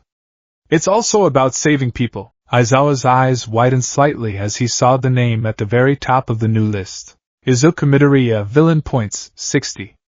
Rescue points, 60. Total, 120. "When one of our own is in danger," Nizu said, a wide, knowing smile on his face, "a true hero responds no matter the cost. He has proven he has the most important quality of all. He is, without a doubt, UA. Material." A week later, a letter arrived at the Midoriya household. Izuku's hands trembled as he held the thick envelope with the UA seal. He had spent the past week in a state of anxious dread, the memory of his feral outburst, and the other students' fearful faces playing on a loop in his mind. He opened it in his room, alone. A small metal disc fell out onto his desk. It flickered to life, projecting a hologram into the air. All Might, in his full, heroic glory, appeared before him. "I am here. As a projection," he boomed. Izuku stared, his heart pounding. "Young Midoriya," All Might continued, his smile as bright as the sun. "I am here to tell you that your performance in the entrance exam was exemplary. You may have worried that your final actions were too reckless, too destructive. But a hero's job is a risky one. You acted on the noblest of instincts, the instinct to save." He pointed a thumb at himself. "It is my honor to tell you that I will be a new teacher at UA this year. And it is my even greater honor," he paused for dramatic effect, "to welcome you to your hero academia." Izuku's breath caught in his throat. Tears welled in his eyes, blurring the hologram. He had done it. Against all odds, he had done it. The projection flickered, and for a split second, the image of All Might was replaced by the gaunt, smiling face of Toshinori Yagi. He gave Izuku a small, proud nod, a look that conveyed more than any booming speech ever could. "You proved that a hero's first instinct is to save others. You have taken your first step. Well done, my boy." The projection ended. Izuku sat in the silence of his room, the acceptance letter clutched in his hand. He looked at his knuckles, still slightly tender, still a reminder of the beast he carried within him. He had a long, dangerous road ahead. But for the first time, he knew, with absolute certainty, that he was on the right path. He was going to be a hero. The journey to UA was an exercise in extreme mental discipline. The train was a rolling thunderdome of sensory information, a chaotic assault that threatened to overwhelm the fragile walls of control Izuku had spent 10 months building. He sat perfectly still, eyes closed, focusing on the rhythmic clatter of the wheels on the track, using it as a metronome to anchor his consciousness. He breathed in, and the world rushed in with the air, the cloying sweetness of a girl's strawberry perfume 2 rows back, the savory scent of a businessman's leftover pork bun, the sharp, metallic tang of the steel handrails, the faint, acrid smell of ozone from a student's charging phone. He breathed out, consciously pushing the sensory data away, compartmentalizing it, filing it under not a threat. It was exhausting. This was his new reality. He was a living, breathing sonar array in a world that never stopped screaming. Finding Class 1A was easy.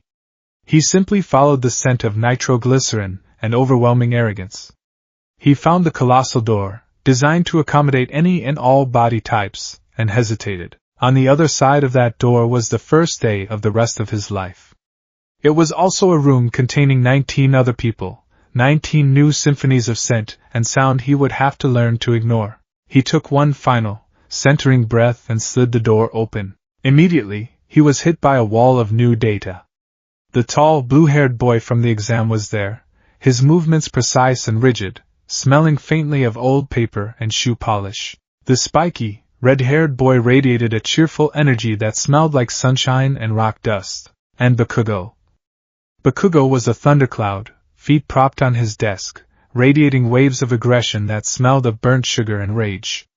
His heart beat a low, percussive rhythm, a war drum announcing his presence. "Don't put your feet on the desk," the blue-haired boy, Ida, was lecturing. "Don't you think that's disrespectful to our upperclassmen and the people who made the desks?" Bakugo just sneered. "Like I care. What junior high are you from, you stuck-up extra?" Izuku slipped inside, trying to be inconspicuous, but it was impossible. His senses were drawing a detailed map of the room, and he was the unwilling center of it. He felt, rather than saw, several pairs of eyes turned to him. "It's you!" a bright, warm voice said. He turned to see the brown-haired girl from the exam, Ochako Uraraka, beaming at him. Her presence was a welcome relief in the sensory storm. She smelled of sweet mochi and subtle laundry detergent, a scent that was calming and non-threatening. "That punch was amazing," she said, her hands chopping the air with enthusiasm. "You just went swoosh and bam! It was incredible! I was so surprised." Izuku felt a hot flush creep up his neck. "Oh, thank you. I'm just glad you weren't hurt." As they spoke, a figure that looked like a haggard, yellow caterpillar shuffled into the room behind them. "Go somewhere else if you want to play at being friends." A tired, monotone voice droned. The class fell silent, turning to the man on the floor. He unzipped his sleeping bag and rose to his feet, a tall, scruffy man with tired, bloodshot eyes and a capture weapon that looked like a scarf wrapped around his neck. "It took you 8 seconds to quiet down," he said, his voice utterly devoid of energy. "That's not going to work. Rational students would have understood the situation immediately." He took a long, slow sip from a juice pouch. "I'm your homeroom teacher, Shota Aizawa. Pleasure to meet you." The entire class was stunned into silence. This exhausted-looking man was a pro-hero. "Right, let's get to it," Aizawa said, pulling a blue UA gym uniform from his sleeping bag. "Put these on and meet me on the P grounds." The locker room was another sensory trial. The overlapping sounds of clanging lockers, boisterous chatter, and the combined scent of 20 different brands of deodorant and body spray was a low-grade migraine waiting to happen. Izuku changed quickly and silently, keeping his head down, focusing on the simple, mechanical task of pulling on his uniform. He could feel Bakugo's eyes on him, a burning, analytical glare that was far more unnerving than his old looks of simple contempt. Outside, the sun was bright, the air crisp. Aizawa stood before them on the dusty grounds, his expression as flat as ever. "Today," he announced, "we're going to be conducting a quirk assessment test." The class erupted in a low murmur of confusion and excitement. "A quirk assessment?" Uraraka asked. "But what about the entrance ceremony? Or orientation?" "There's no time to waste on pointless pleasantries," Aizawa said, his tired gaze sweeping over them. UA's selling point is how unrestricted its school traditions are. That's how the teachers run their classes as well. You've been doing things like this since junior high too, haven't you? Physical fitness tests where you weren't allowed to use your quirks. He held up a small device. The country still uses averages taken from students not using their quirks. It's not rational. He tossed the softball to Bakugo. Bakugo, you finished at the top of the practical exam. What was your best result for the softball throw in junior high? 67 meters. Bakugo answered, a cocky smirk on his face. Try doing it with your quirk, Aizawa instructed. Bakugo stepped into the circle, stretched his arm, and then unleashed a massive explosion as he threw the ball. "Dii!" he screamed, the word an exclamation of pure, competitive spirit. The ball rocketed into the sky, propelled by a plume of smoke and fire. Aizawa held up the device. It beeped. 705.2 meters, the class gasped. 705 meters? This looks fun. We can use our quirks as much as we want. The word fun seemed to flip a switch in Aizawa. The air grew cold. His lips pulled back into a grim, almost predatory smile. Fun, you say? You have 3 years to become a hero. Will you have an attitude like that the whole time? His eyes narrowed, a dangerous glint appearing within them. All right, whoever comes in last place in all 8 tests will be judged to have no potential, and will be punished with expulsion. Panic rippled through the class. Expulsion?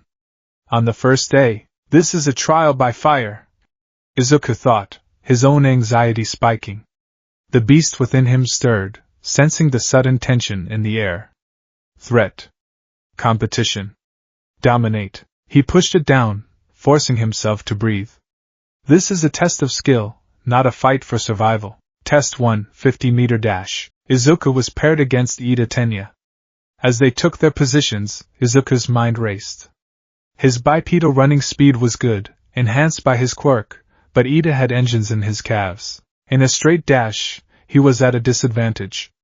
But Tashinori had taught him more than just control. He had taught him efficiency. The starting pistol fired. Ida's engines roared to life, and he shot off the line like a rocket. For a split second, Izuku ran upright, then he made a decision. He dropped down, his hands hitting the dirt. His entire posture shifted, his spine elongating, his body coiling. He wasn't a boy running anymore. He was a creature pouncing. He launched himself forward on all fours, his movements a fluid, loop and blur. His powerful legs and arms worked in perfect synchronicity, propelling him forward with explosive speed. He was a cheetah, a wolf, a primal force of nature unleashed on the track. The other students stared, their jaws agape. It was not just fast, it was unsettling. It was the movement of a wild animal, not a human being. He crossed the finish line a hair's breadth behind Ida, who had clocked in at 3.04 seconds. The machine beeped for Izuku. 3.22 seconds, an incredible time, but it was the how that left a lasting impression. He stood up, brushing the dirt from his hands, avoiding the wide, shocked eyes of his classmates. Test 2, grip strength. Izuku stepped up to the machine, his mind calm. This was a simple test of raw power. He took the device in his right hand, his grip firm. He squeezed, feeling the internal mechanism strain against his natural, enhanced strength. The numbers climbed rapidly. 120 kg. 150 kg. 180 kg. It was a respectable score, far above a normal human's. But Aizawa was watching him, his expression unreadable. Izuku knew he was being judged on his potential, on the full extent of his power. He let out a soft breath. Fine, snicked. The sound was quiet, but in the tense silence of the test, it was as loud as a gunshot. 3 bone-white claws, pristine and sharp, slid through the skin of his knuckles. He didn't extend them fully, just enough to get a purchase. He then readjusted his grip, the tips of his claws digging into the hard metal casing of the grip meter. He squeezed again.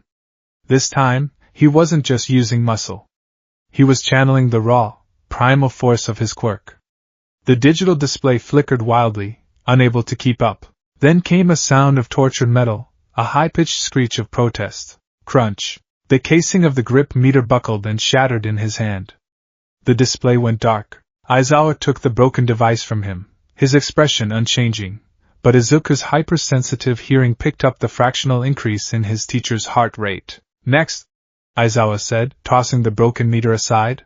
Test 3, standing long jump. This was another test perfectly suited to his quirk. He stood at the line, bent his knees, and channeled power into his legs. He didn't need any special technique. He just jumped. He sailed through the air, his body a graceful arc, and landed so far on the other side of the sandpit that he almost overshot it entirely. He had cleared it with room to spare. Test 4, repeated sidesteps, agility. Again, his quirk gave him an almost unfair advantage. He moved with a fluid, economical grace, his body seeming almost boneless as he shifted his weight back and forth. His score was among the highest in the class. Test 5, ball throw. This was the one he was worried about. Unlike Uraraka, who could nullify gravity, or Bakugo, who could create a propulsion explosion, his quirk offered no direct way to enhance a throw. His strength would give him a good score, but it wouldn't be spectacular. He watched as Uraraka, with a gentle toss, sent her ball into infinity, the screen on Aizawa's device showing a sideways figure 8. When it was his turn, he stepped into the circle, the ball feeling small and light in his hand. He could feel the eyes on him, the expectation. He could feel Bakugo's glare, hungry for a sign of weakness. He closed his eyes. Think, don't just act. Analyze. He couldn't add force, but he could maximize the force he had. He could create the perfect throw. He opened his eyes, his focus absolute. His senses gave him a constant stream of data. The slight crosswind from the left, the humidity in the air, the exact texture of the ball in his hand. Snicked. He extended a single claw from his thumb, index, and middle finger, just the very tips. He wasn't going to slash the ball. He was going to grip it. He dug the razor-sharp points a millimeter into the ball's surface. It was a perfect, non-slip grip. No energy would be lost to friction or a clumsy release. He mimicked Bakugo's form, the explosive rotation of the torso that he had analyzed 1,000 times. He put every ounce of his enhanced strength into the throw, his muscles coiling and snapping like industrial cables. At the apex of his arm's arc, he retracted his claws, releasing the ball with perfect, flawless timing. The ball flew, a white speck against the blue sky. It didn't have the explosive launch of Bakugo's or the ethereal lightness of Uraraka's, but it was a powerful, pure throw. Aizawa's device beeped. 704.8 meters. He was less than a meter short of Bakugo's score. A vein throbbed in Bakugo's temple. Deku! He roared, launching himself forward, his hands already sparking. How the hell did you do that? Tell me now! Before Bakugo could take a second step, Aizawa's capture weapon shot out, wrapping around him and immobilizing him instantly. The cloth became as hard as steel wire. What the? This cloth is hard. Bakugo struggled. It's a capture weapon made of carbon fiber and a special metal alloy, Aizawa said, his eyes glowing a menacing red, his hair floating as if underwater. Stop using your quirk. I'm getting dry eye. Izuku stared. Aizawa's quirk. He was erasing Bakugo's explosions. We're wasting time. Whoever's next, get ready, Aizawa said, deactivating his quirk. His hair fell, and his eyes returned to normal. He released Bakugo, who stood seething, but silent. The remaining tests passed in a blur. The distance run was last. It was a test of endurance, something Izuku now had in spades thanks to his healing factor. It was constantly repairing the micro-tears in his muscles, flushing out the lactic acid, allowing him to run at a steady, powerful pace without tiring. He was easily keeping up with the frontrunners, a content, focused expression on his face. He was in his element. He felt strong. He felt in control. He was becoming over-reliant. He was halfway through his 5th lap when it happened. One moment, he was feeling the powerful, rhythmic pump of his legs, the burn of exertion being instantly soothed by his quirk. The next moment, it was all gone. The world went dull. The vibrant tapestry of smells, the dust, the sweat of his classmates, the distant scent of cherry blossoms, vanished, replaced by a bland, generic nothingness. The sharp, multi-layered sounds of the field, the pounding feet, the labored breathing, Ida's whirring engines, faded into a muffled, distant drone. It was like having cotton stuffed in his ears and nose. The sensory deprivation was so sudden, so absolute, that he stumbled, disoriented. Then the pain hit. Without his healing factor, the full, unfiltered agony of a grueling run flooded his system. His lungs burned. His legs felt like they were filled with molten lead. Every muscle screamed in protest. The superhuman strength that had been his constant companion for 10 months vanished, leaving him weak, clumsy, and human. He collapsed to one knee, gasping, his body trembling with the shock. "You rely on it too much." Izuku looked up. Aizawa stood a few feet away, his eyes glowing red again, his hair floating. He had erased Izuku's quirk. "I've been watching you, Midoriya," Aizawa said, his voice a low, serious monotone. "You have incredible power. Unquestionably one of the most powerful raw quirks I've seen in a new student, but you treat it like a crutch." Izuku could only stare, his mind reeling from the sudden weakness, the pain. He tried to push himself up, but his muscles trembled and refused to obey. "Your quirk makes you strong, so you use its strength. It makes you fast, so you use its speed. It heals you, so you ignore pain and fatigue. But what happens when you face a villain like me?" Aizawa's glare intensified. "What happens when your greatest asset is taken away? You're left with nothing. You collapse. You become a liability. A target." He took a step closer, looming over the kneeling boy. "Your power is messy and uncontrolled. It's a wild, dangerous force that you've only just begun to tame. Rely on it too much, become dependent on its gifts, and you'll never truly master it. You'll be its vessel, not its master. Learn discipline. Learn to fight without it. Learn to be a hero even when you're weak and in pain. Or you have no potential here." The words struck Izuku harder than any physical blow. Because they were true. They were the very heart of the fear he had been living with for months, articulated by a man who had seen it in him in less than an hour. Aizawa's hair fell, his eyes returned to normal. The world rushed back in. The sounds, the smells, the vibrant life of it all. The healing factor kicked back in, a cool, soothing wave that washed over his screaming muscles. The strength flowed back into his limbs. He took a deep, shuddering breath. He wasn't angry. He wasn't humiliated. He was terrified, and he was profoundly grateful. He slowly, shakily, got back to his feet. He looked his teacher in the eye. "Thank you," he said, his voice hoarse but sincere. Aizawa just gave a slight, almost imperceptible nod and turned away. The final results were posted. Izuku Midoriya was in second place, just behind a girl named Momo Yayorozu and just ahead of Shoto Todoroki. At the very bottom of the list was Minoru Mineta, who was weeping hysterically. "By the way, I was lying about the expulsion," Aizawa said with a deadpan expression. "It was a rational deception to draw out the upper limits of your quirks." The class stared in stunned silence, before most of them, excluding Yayorozu, Ida, and a few others, cried out in outrage. As the class was dismissed, Uraraka and Ida rushed over to Izuku. "Midoriya, are you all right?" Ida asked, his hand chopping the air. "What Mr. Aizawa did seemed excessively harsh." "He was right," Izuku said, his voice quiet but firm. He looked at his hands. "He was absolutely right." Uraraka looked at him with concern, but she didn't press. From a distance, Bakugo watched them, his expression a thunderous cocktail of rage, frustration, and a new, grudging acknowledgement. He had seen Deku's monstrous power, a raw, physical force that was different and perhaps even greater than his own. But he had also seen him brought to his knees in an instant. Deku was no longer a simple pebble. He was a complex, infuriating problem, and Bakugo hated problems he couldn't just blast his way through. As Izuku gathered his things, a quiet voice spoke from behind him. "Your power." Izuku turned to see Shoto Todoroki standing there. The boy with the mismatched hair and the burned scar over his eye regarded him with a silent, unnerving intensity. His gaze was not judgmental or fearful. It was analytical. It was knowing. "It seems like a curse, too," Todoroki stated. It wasn't a question. It was a declaration of shared experience. Izuku froze.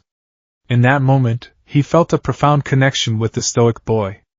Todoroki wasn't looking at the strength, or the claws, or the healing. He was looking at the burden. He was the first person to see the cage, not just the beast. He saw the same struggle within Izuku that he felt within himself, a battle against a dangerous, inherent power that threatened to define him. Izuku could only nod, a silent acknowledgement passing between them that was more meaningful than any words. Todoroki gave a slight nod in return and walked away, leaving Izuku alone with his thoughts. Aizawa's words.